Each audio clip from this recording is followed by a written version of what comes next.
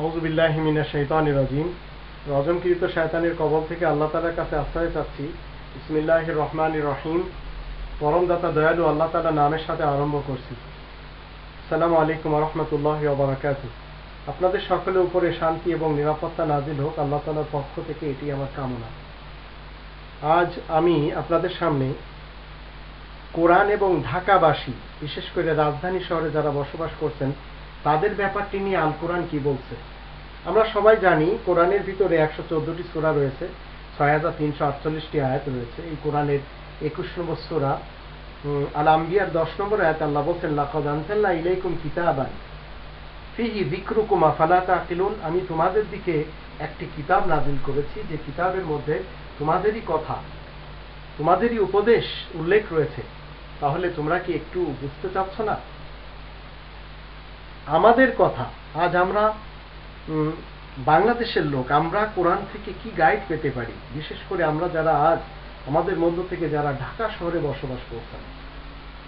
এরপরে আবার যদি আমরা দেখি আরেকটি আয়াতে, 2 নম্বর সূরা আল বাকারার 42 নম্বর আয়াতে আল্লাহ বলছেন ওয়ালা তালবিসুল হাক্কা বিল বাতিল ওয়া তাকতুমুল হাক্কা ওয়া আনতুম তা'লামুন। তোমরা সত্যকে মিথ্যার সাথে সংমিশ্রণ করো না, আর জেনে শুনে সত্যকে তোমরা গোপন করে যাচ্ছ। এরপরে আল্লাহ তাআলা 16 নম্বর সূরা আন-নাহল এর আয়াত নম্বর 112, এখানে আমরা দেখতে পাবো, বিশেষ করে ঢাকাবাসীদের ব্যাপারে যদি আপনি এবং আমি একটু গবেষণা করি, তাহলে আমরা দেখতে পাবো যে এখানে আল্লাহ বলছেন 16 নম্বর সূরার 112 নম্বর আয়াত, আল্লাহ বলছেন যে ওয়াদারাবাল্লাহু মাসালান ক্বরিয়াতান কানাত আমিনাতাম মুতমাইন্নাতান ইয়াতিহা রিজকুহা রাগাদাম মিন কুল্লি মাকানিন ফাকাফারাত বিআনউমিল্লাহ ফাআযাকাহা আল্লাহু লিবাসাল জু'i ওয়াল খাউফি বিমা কানু ইয়াসনাউন।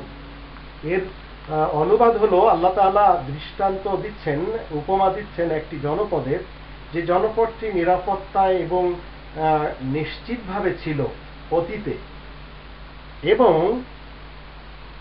সেখানে সর্বদিক থেকে প্রচুর জীবনোপকরণ আসতো, জীবনের দরকারি জিনিস সেখানে আসতো। তারপর তারা আল্লাহ তাআলার অনুগ্রহকে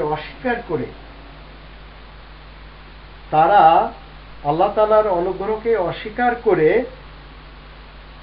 বিভিন্ন কোরআন বিরোধী কাজে লিপ্ত হয়ে যায়। বিধায় তাদেরকে আল্লাহ তাআলা বলছেন যে আমি তাদেরকে ক্ষুধা এবং ভয় ভীতির আচ্ছাদনে জড়িত করি।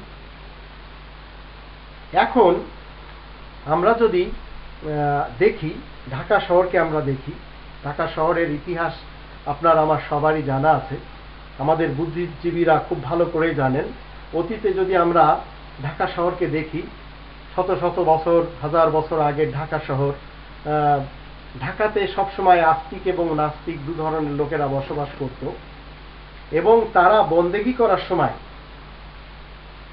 হিন্দুরা ঠিক পূজার জন্য মন্দিরে যেত, মুসলমানেরা নামাজের জন্য মসজিদে যেতেন। অতীতের লোকেরা ঢাকা শহরে আসতো জলপথে এবং স্থলপথে। আজ এই ঢাকা শহরে মানুষেরা আসছে রেল যোগে, আবার জলপথে এবং স্থলপথে, সাথে সাথে হাওয়াই পথেও আসছেন। তো এই ঢাকা শহরের লোকদের উপরে আজ যে দুটি বিশেষ পোশাক আল্লাহ পরিধান করে দিয়েছেন, একটি হলো ক্ষুধার জ্বালা, আর একটি হচ্ছে অনিরাপত্তা।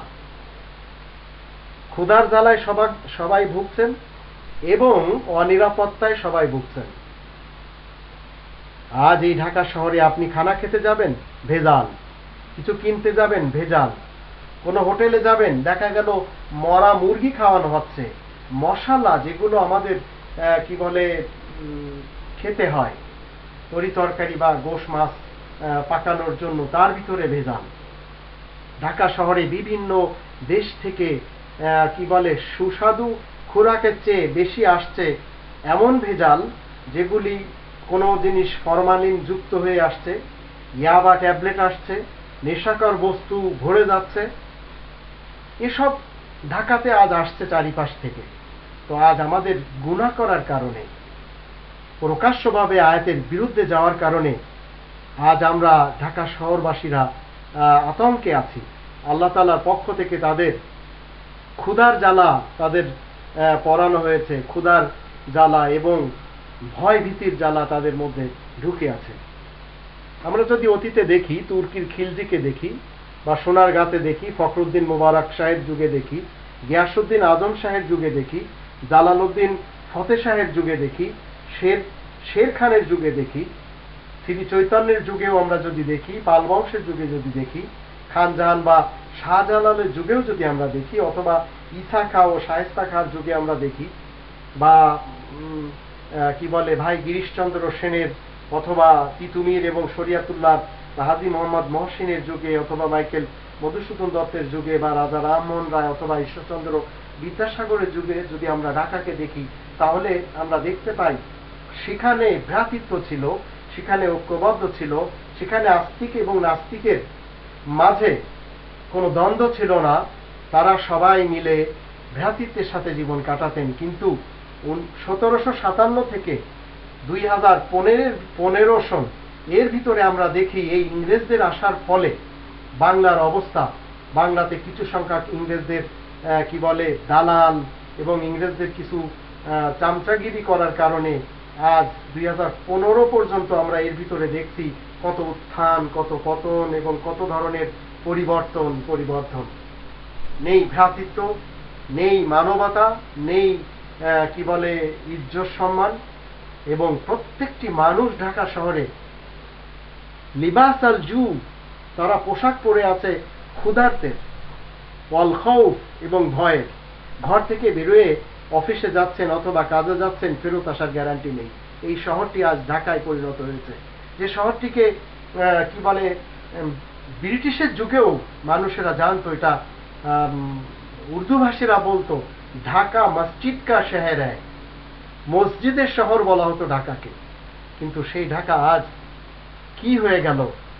ভূমিকম্পে আজ ঢাকা কাঁপছে। যেভাবে ভেজাল সেখানে ঢুকেছে, সত্যের সাথে বাতিলের সংমিশ্রণ, মিথ্যার সাথে সত্যের সংমিশ্রণ, এইভাবে যত জোচ্চুরি, যত দুর্নীতি, যত দুষ্কৃতি সবই ঢাকাতে হচ্ছে। এর ভিতর থেকে মুমিন এবং মুসলিমদেরকে বেঁচে থাকতে হবে আল্লাহ তাআলার আয়াত নিয়ে। কিন্তু আযাব যখন আসবে কেউ সেখানে বাঁচবে না। আল্লাহ আমাদের সবাইকে অন্তত কোরআনের নিয়ম নীতিতে জীবন কাটানো তৌফিক দান করুন।